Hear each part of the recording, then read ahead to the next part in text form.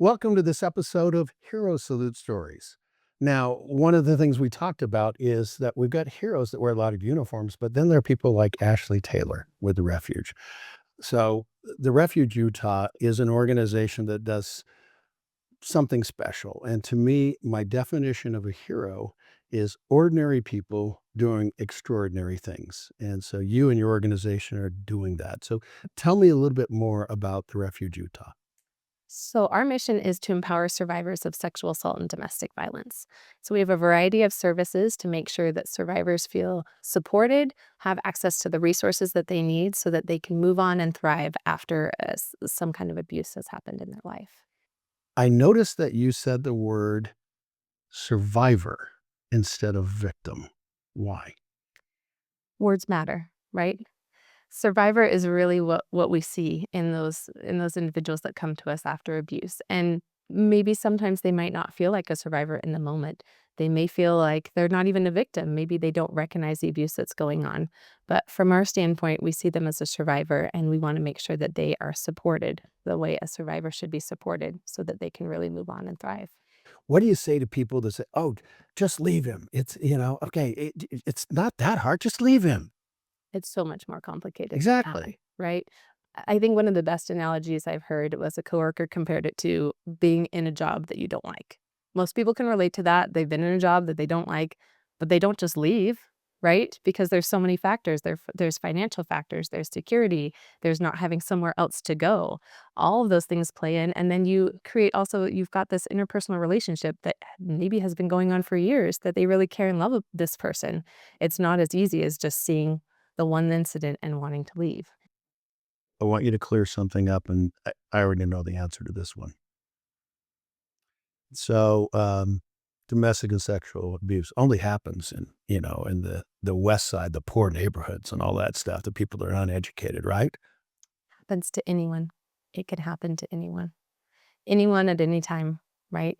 It's unfortunately, there's no one predictor of what could happen in the future in a relationship. Things change with individuals. It's not clear and upfront. People might want to say, well, upfront, you have to look for these signs, right, before you get into a relationship. But things can change and it can happen to anyone. And I think what's important to remember is for a survivor, it's not their fault.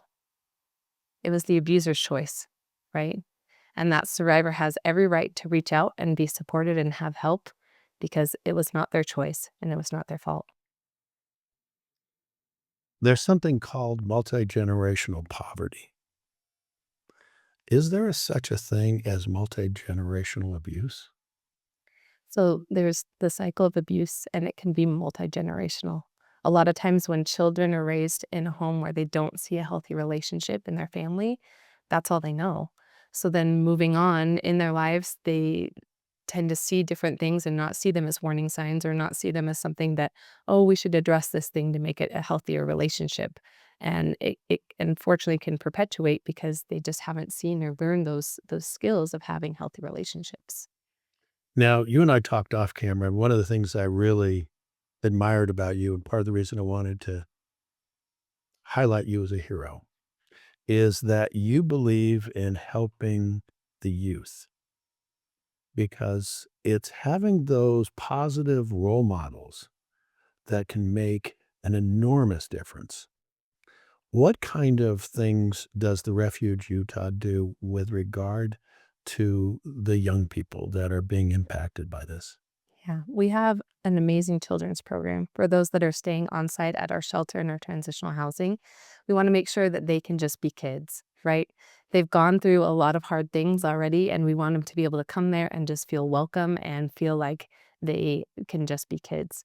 Our children's program coordinator recently put together an amazing coloring book. So when they come in, it shows them about the place that they're living now because that can be scary coming to a new place. You don't know where you are, and just orienting them to the faces that they're going to see there and making sure that they realize that they are safe there and that they can just be free to be a kid.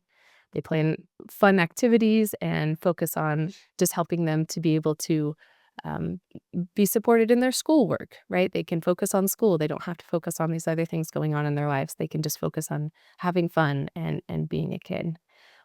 Our prevention education program is really amazing. They work with the youth specifically. They're focused on junior high and high school students, making sure that they are learning about healthy relationships and what are the tools that they need to have healthy relationships. And not just romantic relationships, but all of their relationships. If somebody wants to volunteer, what kind of things are you needing help with? We're always needing help with our children's program. Especially during the summer, we run a program that's all day since they're out of school, and lots of fun activities. We always need more volunteers to help with that. Are there specific things that you guys need from a donation standpoint? Yeah, we're always looking for things when we're helping people to move into someplace permanent. Okay. So that can look like a cleaning kit with some basic products, some cleaning products, paper towels, things like that to make sure that they're settled. Because that's that thing, they come in, maybe not with some of those basic needs, but especially moving into somewhere more permanent for them, we want to get them started on the right foot, right? What's something that people might not know about the Refuge Utah? I think oftentimes they just think about shelter, right? And a domestic violence shelter, that emergency shelter. But oftentimes they don't know about all the wraparound services that we provide. We can help with temporary rental assistance to get them into someplace safe that's more permanent for them. Our therapy services that are all free. We have educational support groups that happen every week. And we have a team that's on call that's able to go to the hospital to be with a survivor 24/7 and be with them during their forensic medical exam so that they have someone that's there with them, talking through what's going on and giving them that follow-up information so that they know next steps, what they can expect, what they can reach out for, what are additional resources for them. Okay, can people make donations, financial donations online? Yes. Okay, and what's that website again? TheRefugeUtah.org. The biggest question I guess I have for you is why do you do what you do? I think families are so core to our society, right? And in our communities, if we have strong families, we're going to have a strong community.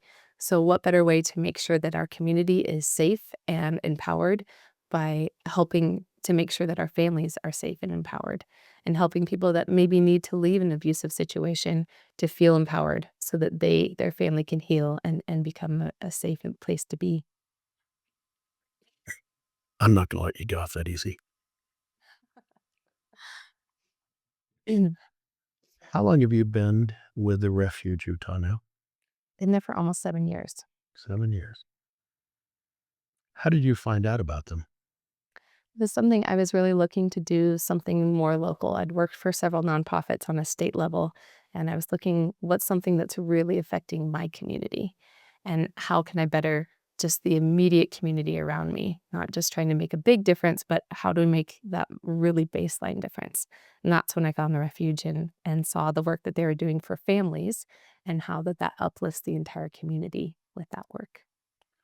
So, Ashley, if somebody is watching this interview right here, right now, and maybe it's on TV, maybe it's online, maybe it's on social media or your website, and they're saying, "I need help." What do you want them to do? How do they get a hold of you? Yeah, so we have hotlines that are available 24/7. They can call at any time. They can also contact us through the website, whatever's most comfortable for them. Ashley, what's the hotline number if somebody wants to call? Yeah, for domestic violence, it's 801-377-5500. And for sexual assault, it's 801-356-2511. If they want to come in person, we have an office that they can come to. It's separate from our shelter location, but they can just come and talk with someone.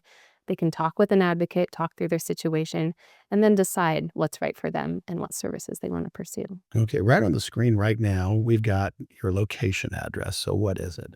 Yeah, we're at 1433 East, 840 North in Orem, Utah. Okay. That's the one where you can go and talk to somebody and feel safe.